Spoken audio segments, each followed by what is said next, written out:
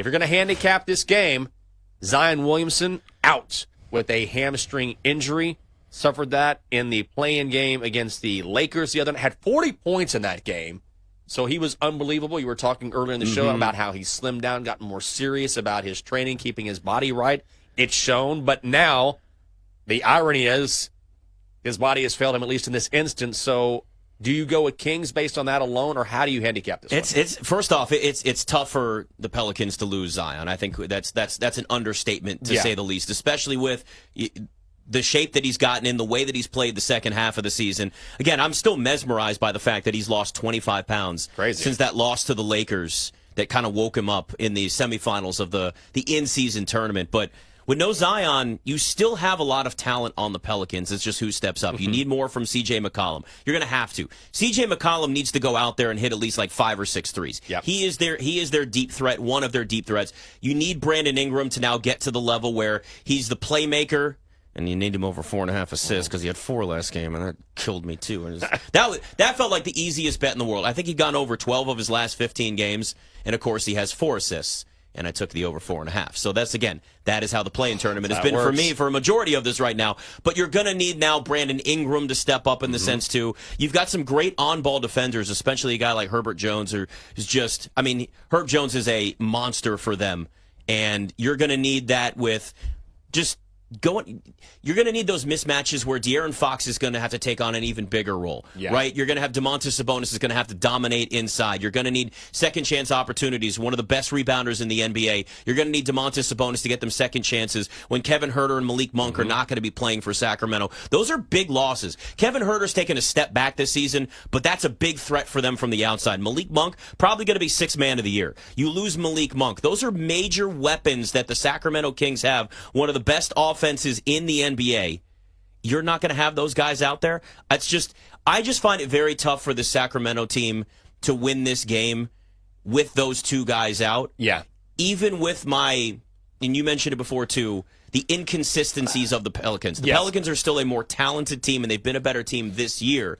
Losing Zion is going to be a major problem for them, but they've also won a lot of games when Zion has missed time or been kind of non-existent for them as well. So I like the Pelicans in this. I'll be honest, I'm not overly comfortable on a side. I probably would stay away from a side in this game and just look at some props. Who's going to step up with the absences? I'd go right back to De'Aaron Fox points once again, Domantas Sabonis, PRA, and I'd probably look at a bounce-back game for C.J. McCollum, too, who had a great end to the regular season, even over Brandon Ingram, who came back from injury. They're kind of working his way back.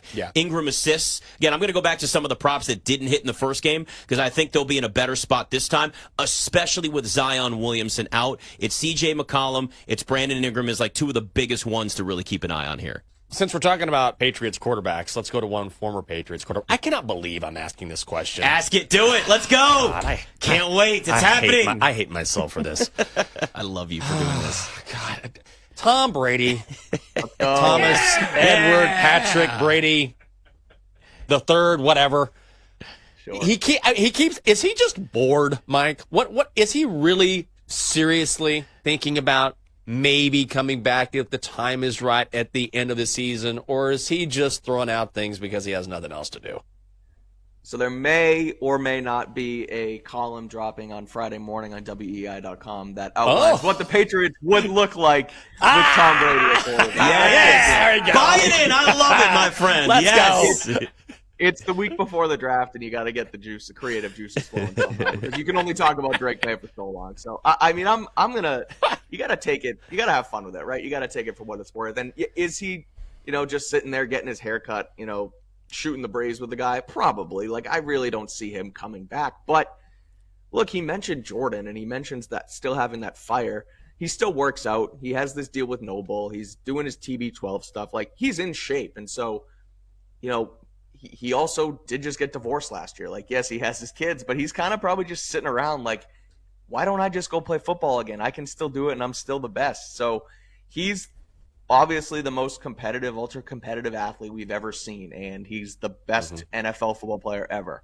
If he can still play, why not do it? So, again, is it really going to happen? No, I think he's leaving the door open for a team like San Francisco to call him up, and he can just flirt with it. And, it helps at the end of the day, it helps his brand to kind of always be open to playing. But, he's coming back to Foxborough. June 12th for his Hall of Fame ceremony. And wouldn't it be something if instead of signing a one-day contract, he signs a one-year contract? And, Stop it. Now you're teasing me. You're getting me all excited. Then they bring Jimmy Garoppolo back, too, and we have Jimmy G there with Tom Brady. Oh, I would love this. It'd be amazing. All right, besides the Tom Brady thing, which I'm going to wait on that column. I'm not going to let you spoil anything that's going to be out, but I want to read that when that comes out. What are the expectations for this Patriots team heading into now the post-Bill Belichick era? We got about a minute or so here.